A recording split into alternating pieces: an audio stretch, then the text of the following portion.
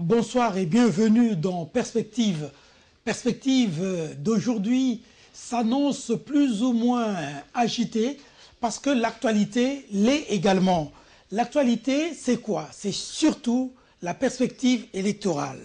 D'aucuns parlent de la machine à voter acceptée par l'UDPS parce que ce parti politique aurait délégué des mandataires dans la commission qui doit discuter de la question justement. Et l'actualité, c'est aussi cette confirmation de la date du 23 décembre par le président de l'Assemblée nationale, Aubin Minakou. Il dit que le 23 décembre, il y aura bel et bien élection et que toutes les dispositions sont prises pour que les choses soient faites comme elles se doivent. Alors, l'actualité, c'est aussi ce qui paraît comme pas tout à fait une rumeur, mais quand même une rumeur, la disparition du directeur technique de la CENI avec probablement toutes les données du serveur central. L'actualité, c'est cette UDPS encore divisée une fois de plus autour de la question de Jean-Pierre Kalamba. Partira de la CENI, ne partira pas? On va nous répondre dans quelques instants. Mais nous évoquerons également la question relative à l'état de santé de Gekoko Mulumba. Est-ce que ce monsieur est véritablement malade? Est-ce que ça nécessite qu'il aille dans des soins plus appropriés dans des pays assez équipés, malgré la présence chez nous de l'hôpital du cinquantenaire? Alors, si nous avons quelques bribes de minutes, nous n'allons pas escamoter l'actualité. Nous dirons un mot sur l'entrée en compétition, la 21e édition de la Coupe du Monde des équipes africaines. Jusque-là, en tout cas, parce que nous enregistrons cette émission avant le match de la Tunisie. Donc jusqu'à présent, l'Afrique a fait 0 sur 2. Mon invité n'est personne d'autre que le porte-parole de l'UDPS, professeur d'université. Son nom, c'est Paul Tshilumbu. Bonjour, professeur, et bienvenue sur ce plateau. Et c'est pour la première fois en tant que porte-parole de l'UDPS. Ok. Bonjour Luc et merci pour votre invitation. Écoutez, c'est mon plateau, je suis toujours le bienvenu ici. Voilà. Et c'est un plaisir de répondre à votre invitation. Et solennellement, vous allez nous permettre de vous dire félicitations de votre nomination en tant que porte-parole de l'UDPS. Et nous pensons qu'avec vous, l'UDPS va communiquer autrement et que le visage de ce parti va être davantage redoré. En tout cas, merci beaucoup. Et je suis sûr que vous ne serez pas déçus. Nous sommes en train d'y travailler déjà.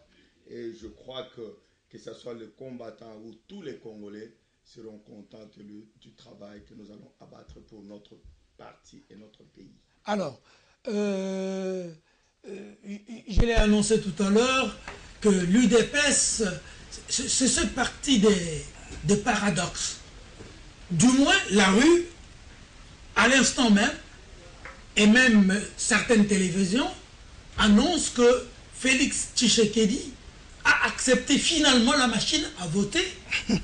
De l'autre côté, vous, et la base, je l'espère bien, vous dites non à la machine à voter. Quelle est la vérité, professeur Tshilumbu? Non, mais merci, ça tombe à point nommé. Je crois que cette information découle de Télé 50, si vous me permettez de citer cette chaîne de télé, qui est en train de passer cette information en boucle oui, sur sa chaîne. Nous mettons ça sur le compte de l'intoxication. Vous savez, je crois quand même qu'il y a un sérieux problème à faire dans votre métier. Lorsque vous voyez une chaîne qui appartient au président, il est le président, je crois, de la presse de Kinshasa, n'est-ce pas? et qui fait un tel travail d'intox à l'égard de mon parti, à l'égard du parti des Congolais, je crois qu'il y a de quoi déplorer cette attitude. Et nous pensons sincèrement que dans votre corporation, il faut qu'il y ait quand même un peu plus de moralité pour éviter ce genre de comportement. Je crois que l'UDPS a des structures, l'UDPS a un porte-parole. Si telle décision était prise, je crois que nous allions l'annoncer solennellement et officiellement. Or, il n'en est pas question.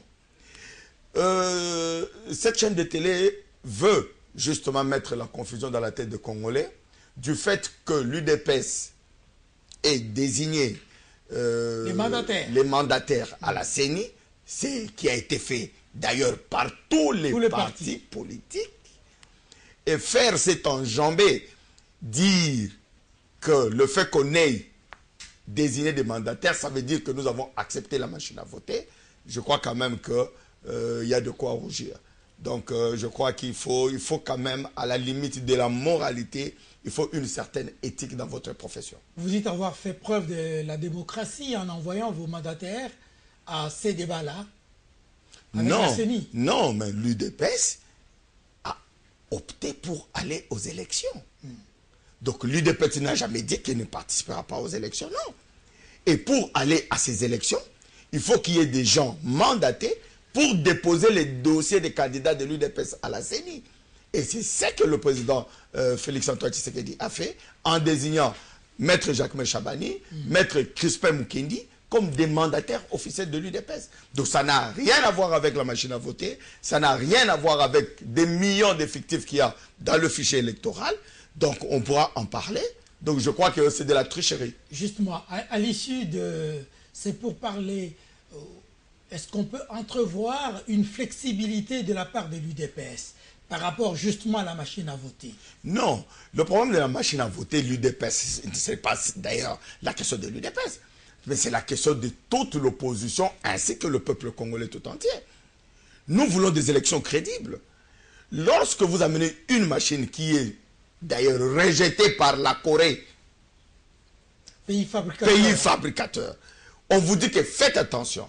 Vous avez suivi, il n'y a pas plus de 2 semaines, il y a une ONG argentine qui nous a dit, qui nous a écrit aussi pour dire que faites attention parce que cette machine, on avait voulu l'exploiter en Argentine.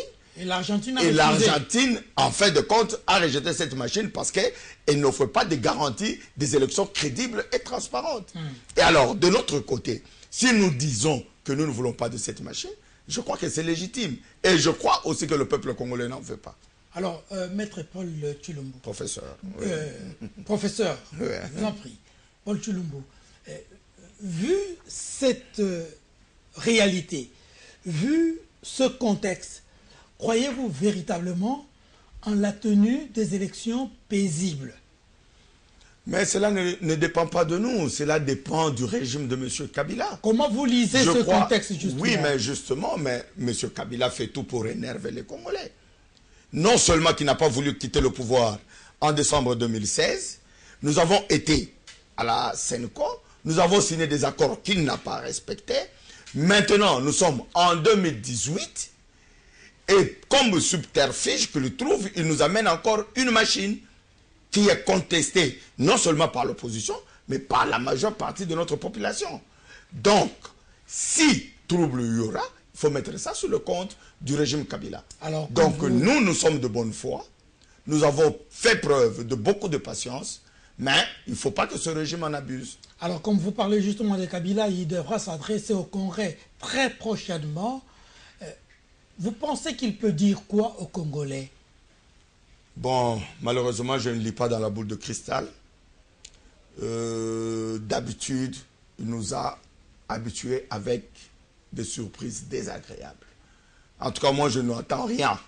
Sincèrement, je n'attends rien de M. Kabila. De nouveau, je n'attends rien de M. Kabila. Tout ce que nous avons obtenu de ce régime, c'est sous pression de notre population, sous pression de la communauté internationale. Ce sera un rendez-vous manqué? Absolument, ça sera un rendez-vous manqué. Donc, il a déçu plus d'une fois les Congolais. Donc, moi, je n'attends rien. Rien du tout d'important de ce meeting. Alors, comme c'est la première fois que vous passez ici chez nous, depuis l'acquittement de Jean-Pierre Bemba, est-ce que la libération de Jean-Pierre Bemba ne peut-elle pas s'envisager comme un dommage, une catastrophe pour l'opposition congolaise, ou est-ce que ça peut être envisagé comme un bénéfice pour cette opposition? Non, mais je crois, sincèrement, du moment où le président Jean-Pierre Bemba, le sénateur, est pour l'alternance, je crois que c'est une plus-value pour l'opposition congolaise. Donc nous, en tout cas sincèrement, nous attendons de travailler d'arrache-pied avec lui pour que ce pays puisse respirer avec le départ du régime Kabila. Donc nous croyons que la libération du président Jean-Pierre Bemba, c'est une très bonne chose. D'ailleurs, si vous lisez même le tweet de notre président, depuis toujours, nous avons toujours condamné cette arrestation et nous l'avons toujours trouvé injuste. Parce que ceux qui digéraient les troupes sur terrain, celui qui avait invité les troupes, en tout cas, ils n'ont jamais été inquiétés jusqu'aujourd'hui. Donc nous avons trouvé que c'était un fardeau trop lourd et inutile qu'il payait seul. D'accord. En 2008, je recevais sur ce même plateau Maître Moïse Nyarugabo. Oui. Et vous, si votre mémoire est bonne, en 2008, c'est l'année où on a arrêté Jean-Pierre Bemba. Ouais. Et c'était peu après son arrestation, Maître Moïse disait que c'est bien de transférer les gens à la haie.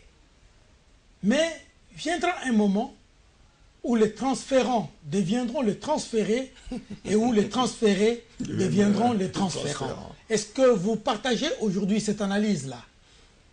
Non, bon, je ne sais pas si c'est cette analyse, mais ce qui est vrai, que au sein du régime Kabila, il y a eu tellement de crimes. Vous vous souviendrez de Kamwena Safbou, vous vous souviendrez des crimes qui se font à l'Est chaque jour. Ça n'émeut plus personne.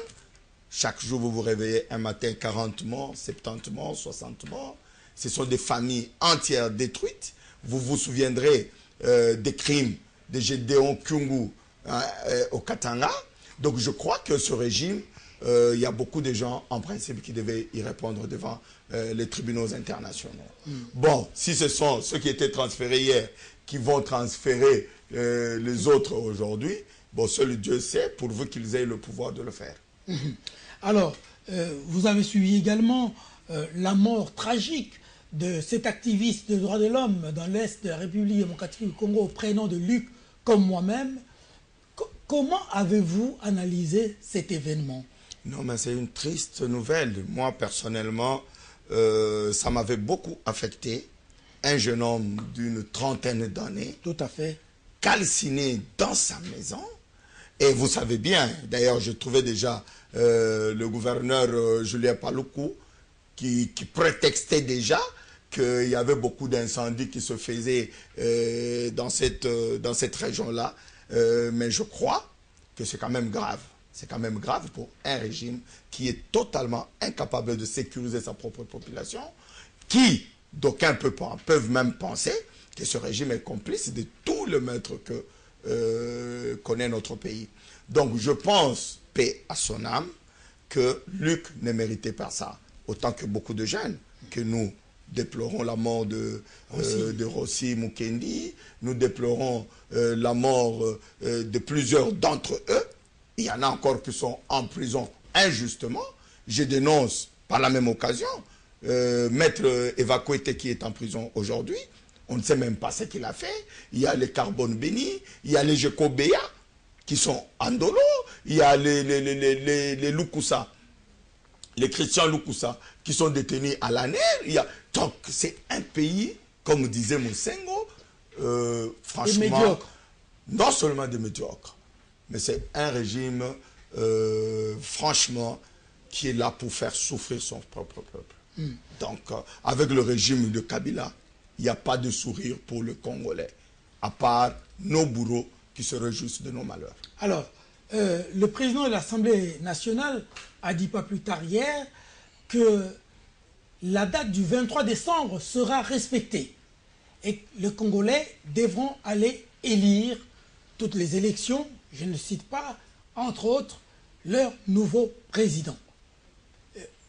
Vous croyez, en la date d'aujourd'hui, que le PPRD, l'AMP, si vous voulez, va présenter une autre candidature, ou est-ce que ça ne pourra être que celle de Joseph Kabila? Oui, ben, je ne vais pas mélanger les deux questions. Je vais seulement dire que ce régime nous a habitués avec des mensonges comme ça. Vous vous souviendrez que M. Lambert Mende avait dit sur une chaîne, sur le plateau d'une chaîne de télévision étrangère, qu'en 2016, il y aura passation de pouvoir civilisé. N'est-ce pas? Ça n'a pas eu lieu. On ne peut pas énumérer le nombre de promesses non tenues par M. Kabila lui-même. OK? Vous vous souviendrez qu'il y a une interview dans laquelle il a dit, il a donné même sa parole de militaire, d'officier supérieur. Tout à fait. Donc si quelqu'un est déjà capable de violer sa propre parole en tant qu'officier militaire, qu'est-ce qu'on peut attendre de M. Ménako? Non, nous ne croyons pas à leur discours. Nous attendons que cela se concrétise. Nous travaillons pour les élections de décembre 2018 et tout ce que nous voulons, c'est que ce gouvernement donne l'argent, au lieu de faire des discours creux, donner l'argent à la CENI, parce que jusque-là, la dotation qui était prévue n'est pas respectée, qu'il donne l'argent à la CENI et qu'on respecte les échéances électorales. Donc, un simple discours de M. Minakou, il en a fait déjà combien? Qu'est-ce qu'il respecte? Il ne respecte rien. Ces gens ne respectent rien. C'est pourquoi, d'ailleurs, vous avez vu qu'il y a quelque temps, on discutait du Congo sans les Congolais. Parce qu'on nous trouve suffisamment irresponsables que personne ne nous fait plus confiance. Du moins ce régime. Donc, c'est pour dire que les discours seuls, tout le monde en a déjà marre. Que ce soit la communauté nationale, que ce soit la communauté internationale. Justement, il y a une offensive diplomatique de la part de la République démocratique du Congo à cause du fait que l'on parlait du Congo sans le Congo. Bon, maintenant, vous répondez-moi en tant que professeur d'université, est-ce qu'il sied diplomatiquement que des États, quels fussent de membres des communautés sous-régionales, ainsi de suite, de parler d'un pays en l'absence de représentants de ces pays-là? Mais lorsque vous avez des interlocuteurs qui sont plus crédibles, des gens qui ne respectent pas leur signature, ils se comportent comme des enfants, les adultes vont prendre des décisions à leur place. C'est ça justement le problème du Congo. Lorsque vous dites que nous allons organiser les élections en 2016, vous n'organisez pas. Vous convoquez, vous allez dans un dialogue avec toute l'église catholique qui vous accompagne, y compris le pape, le nonce apostolique. Vous bernez tout le monde. OK? Et aujourd'hui, vous voulez qu'on vous croie. Qui pourra vous croire? Non. Tout le monde vous prend pour un régime de... Moi, c'est pas moi, des gens qui ne sont pas sérieux. Donc, moi, je pense que offensive diplomatique, franchement, ça fait rire. Parce que l'offensive diplomatique, c'est par les résultats qu'on en juge. Aujourd'hui, le régime de M. Kabila est au banc de la communauté internationale. Donc, je crois que c'est un fiasco. Tout ce que tout le monde attend, que ce soit la communauté nationale ou la communauté internationale, c'est le départ du système de M. Kabila. Alors, perspective électorale toujours, le FCC, Front commun pour le Congo, une structure, une plateforme électorale initiée, semble-t-il, par le président de la République, qui ont serré l'autorité morale. Aujourd'hui, il y a des problèmes là-dedans, des ténors de l'opposition qui s'y sont retrouvés de suite de l'accord du 31 décembre 2016. D'aucuns ne sont pas d'accord avec et on leur demanderait, observez le conditionnel que j'emploie, de démissionner du gouvernement. Mais eux, tous, ils sont, je crois, 5, 6, sinon plus, disent non, nous n'allons pas démissionner. Si vous voulez nous expulser du gouvernement, expulsez-nous, comme ça, l'opinion verra que, effectivement, vous ne respectez pas les accords conclus. Vous, UDPS, parce que parmi eux, il y a des fugitifs de l'UDPS. Bon, qu'ils ne soient plus dans le parti, c'est une autre paire de manches. Comment vous lisez la formation de FCC et la position de ceux opposants qui disent ne pas vouloir constituer une plateforme électorale pour appuyer la majorité présidentielle? Bon, moi je crois que d'abord c'est de leur droit de constituer une plateforme. Ils peuvent en constituer 1000 s'ils veulent. Ok?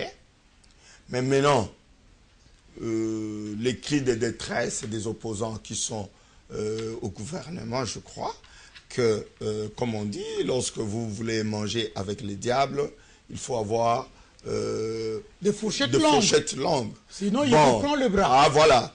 Donc, ils ont voulu tenter l'aventure avec M. Kabila. Ils n'ont qu'à en assumer les conséquences. Parce que aujourd'hui... D'après votre logique, Kabila, c'est les diables, c'est ça? Bon, c'est une image. Oui, mais d'après cette image-là... C'est une image, oui. Je crois que, pas Kabila en tant qu'individu, mais le système Kabila. Donc, je veux dire tout simplement que eux-mêmes, dès le départ, ce sont des gens qui ne sont pas sérieux. Ce sont des débauchés, au fait. Pour ne pas utiliser peut-être un terme plus fort, ce sont des bâtards politiques. Vous comprenez? Alors, un enfant qui est né d'une telle liaison, qu'est-ce qu'il peut réclamer de droit? Il n'y en a pas. Et M. Kabila, peut-être il a raison, parce qu'il trouve qu'il vous a trop donné et vous ne lui avez pas rapporté suffisant.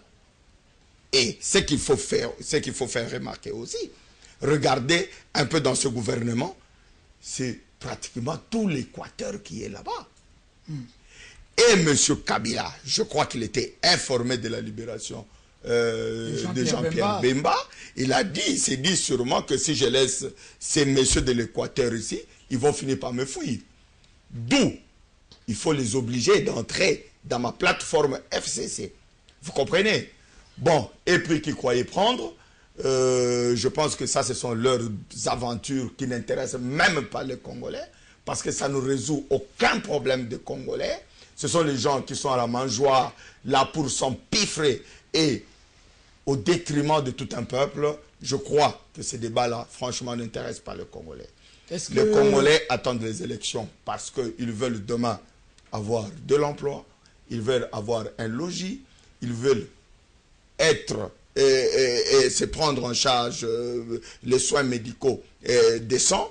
Les Congolais ont tellement de problèmes qu'ils passent leur temps à discuter de FCC, de Kabila, de Minakou, de Tchibala. Non, je crois que c'est vraiment du gâchis. Est-ce que Kabila, d'après votre raisonnement, prenait tous ces gens-là pour le mettre dans leur navire afin de couler, comme disait avant-hier Kabila père à Tshisekedi, que si vous montez dans ce bateau-là avec Mobutu, vous allez couler ensemble, c'est ça? Oui, mais malheureusement, Tshisekedi est resté en vie, il n'a jamais coulé. Donc, c'était une mauvaise comparaison.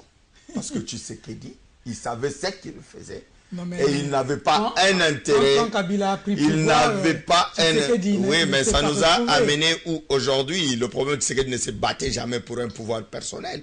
Sinon, il l'aurait déjà eu avant même que Kabila vienne avec ses aventures.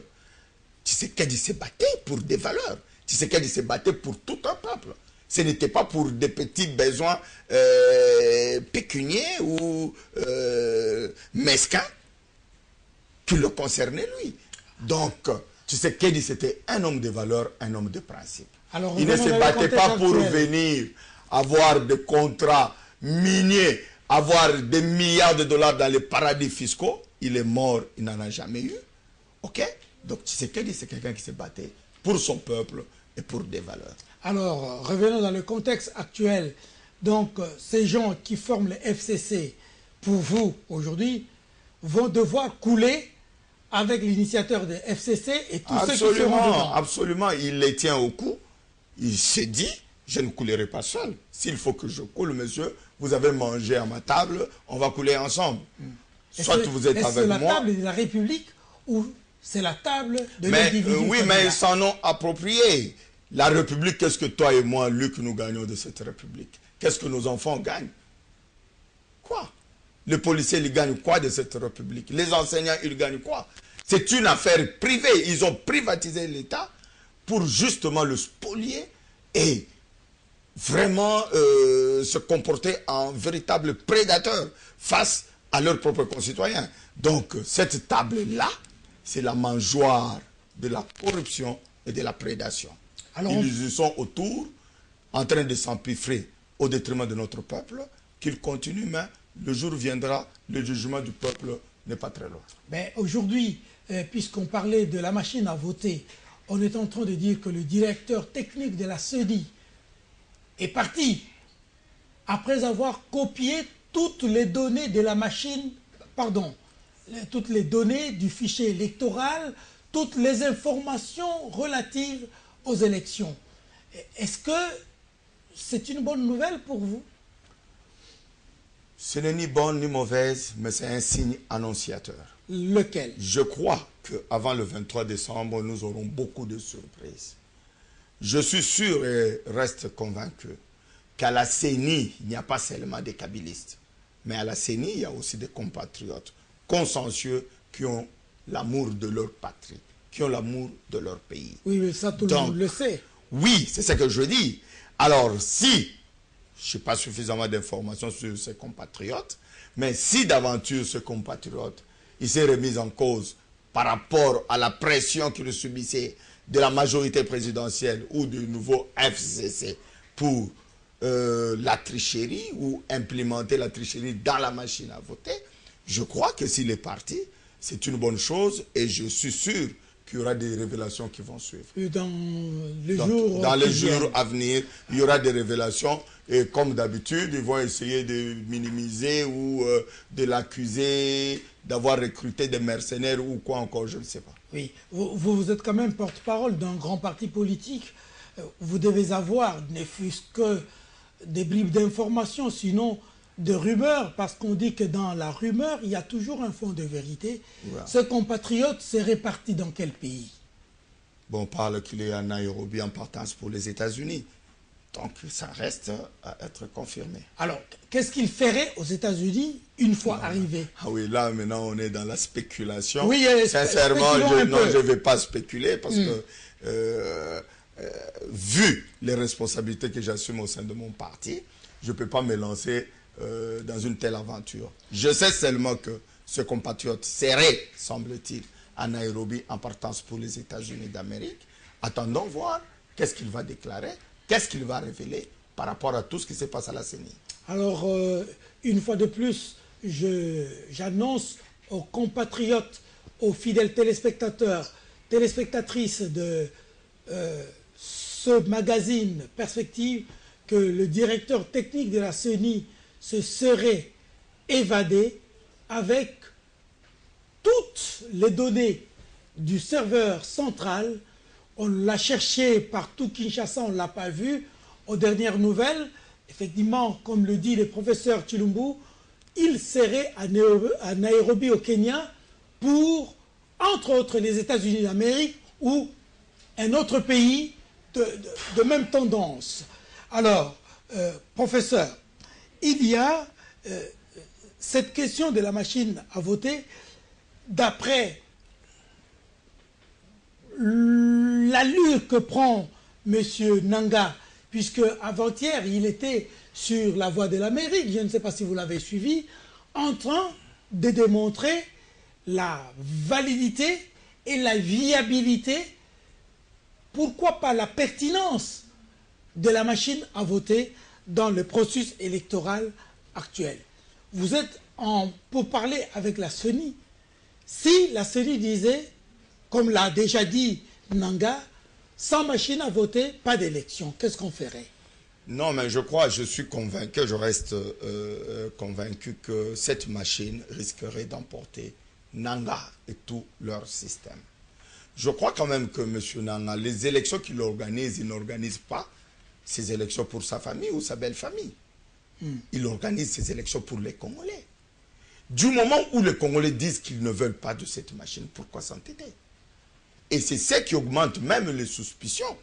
Pourquoi s'entêter avec cette machine alors que les Congolais n'en veulent pas? Cette machine peut être une source de graves, je dis bien, de graves troubles dans ce pays. Ok? Cette machine, elle vaut combien? Pour, je crois, vous êtes bien au courant et tout le monde le sait, qu'il y avait un budget prévu pour l'enrôlement de Congolais de l'étranger. Comme on ne l'a pas fait, ça veut dire qu'en principe, il doit y avoir encore un package, un peu d'argent pour organiser un processus. Nous insistons sur le processus apaisé et crédible. Le processus doit être crédible et apaisé. S'il y a un élément qui peut nous mettre tous d'accord pour que nous allions aux élections apaisées, mais pourquoi ils s'entêtent? C'est devenu pratiquement diabolique pour ce diacre, je ne sais pas moi de quelle église. C'est devenu diabolique.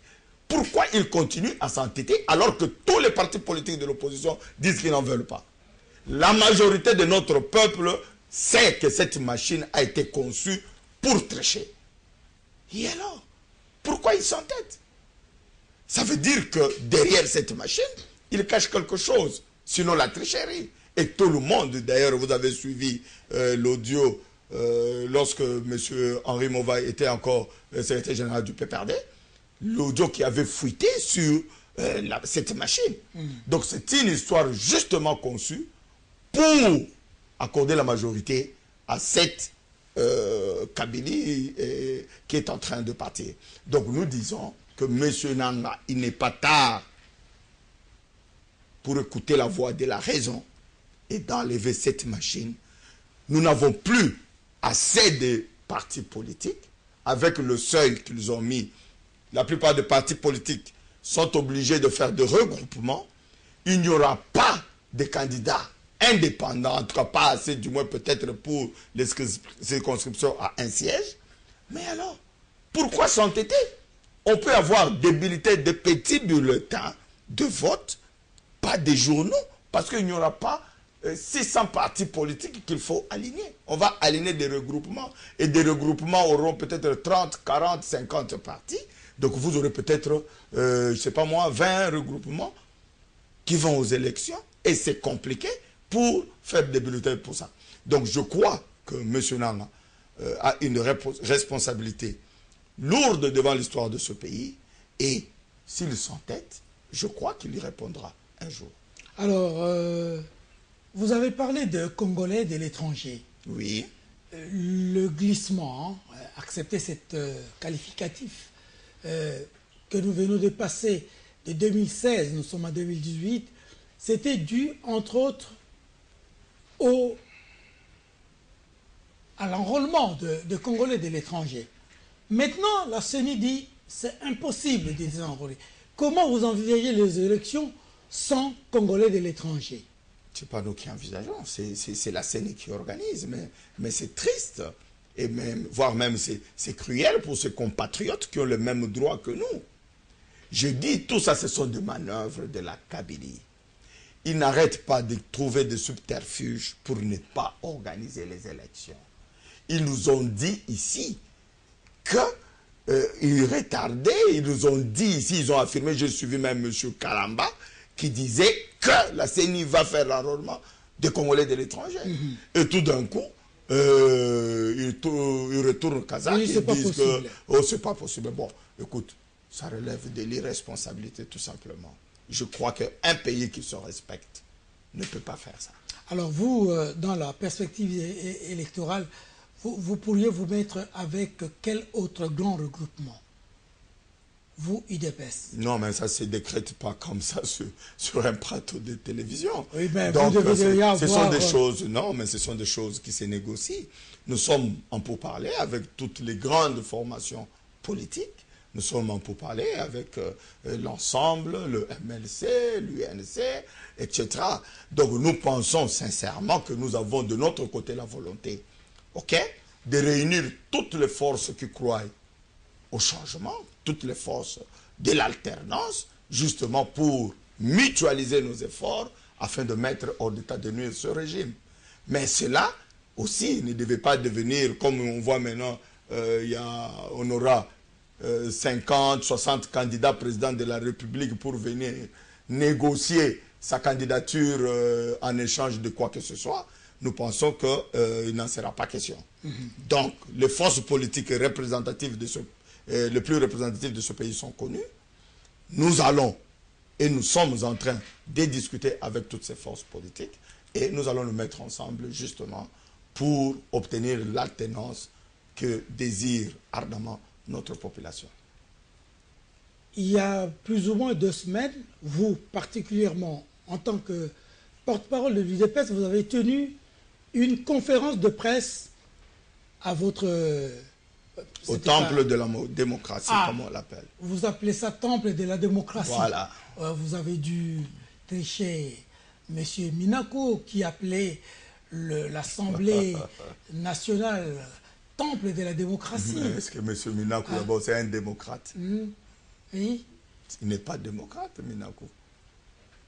Alors, et l'Assemblée nationale, tous ceux qui ont suivi, d'ailleurs, je suivais beaucoup d'analystes qui prétendaient que, en tout cas, de tout, après Kabila, de tous les présidents de l'Assemblée, des présidents de l'Assemblée nationale qui sont passés par là, je crois qu'il est le moins bon. Donc, il n'est pas... le plus mauvais. Le plus mauvais. Donc, il n'est pas du tout démocrate. Non. Alors, dans cette conférence de presse-là, vous avez évoqué notamment la question relative à la situation actuelle de M. Kalamba, qui est rapporteur de la CENI, que vous voulez remplacer et qui refuse. Et lui n'est pas seul, il y a l'Assemblée nationale qui semble être avec lui, qui demande d'abord qu'un consensus soit trouvé au sein de l'UDPS. D'après les informations, l'UDPS réunie, elle s'éclate en 2. Les uns veulent que M. Kalamba parte, d'autres veulent qu'il reste. D'ailleurs, pour votre information, ce mardi, M. Kalamba sera l'invité d'une grande émission qui passe sur une radio de la place, entre autres pour éclaircir sur cette situation. Oui, mais je crois qu'il peut passer n'importe où, il veut raconter sa vie comme il veut. Il faut qu'on soit sérieux dans ce pays. Le remplacement de nos membres à la CENI, ce n'est pas un cadeau. Cela a été négocié à la SENCO.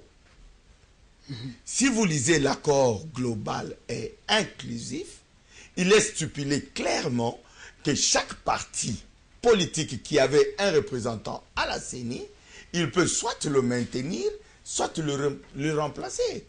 Monsieur Kalamba à la CENI est dans le quota de l'UDPS Tshisekedi. Vous comprenez? Alors, nous ne comprenons pas pourquoi le MLC peut changer son représentant, le PPRD peut changer son représentant, quand il arrive le temps que l'UDPS veut changer le représentant, parce que, comme je vous ai dit, que M. Bertin Midimou Tshisekedi a été désigné comme le remplaçant de M. Kalamba à la CENI. Maintenant, il y a des manœuvres qui sont entretenues par M. Aubin Minakou pour ne pas remplacer M. Kalamba.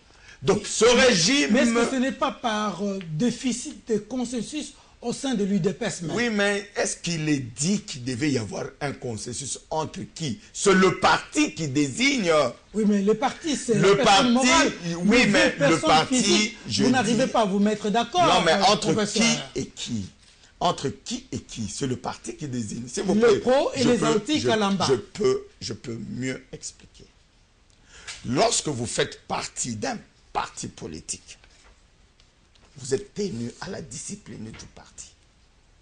Votre parti, si réellement vous êtes de ce parti politique, ne peut pas désigner quelqu'un et vous, membres de ce parti, vous le contestez. C'est de l'indiscipline. Et je vous dis, comme je l'ai dit, que ces gens qui prétendent être du parti, ils ne le sont pas.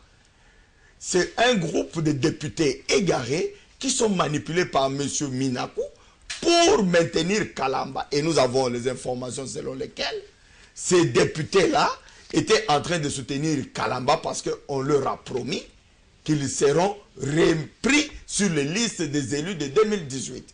Donc, il y a déjà vous vous imaginez, au sein de l'Assemblée nationale, on promet déjà un groupe de gens que nous allons remettre votre nom comme député.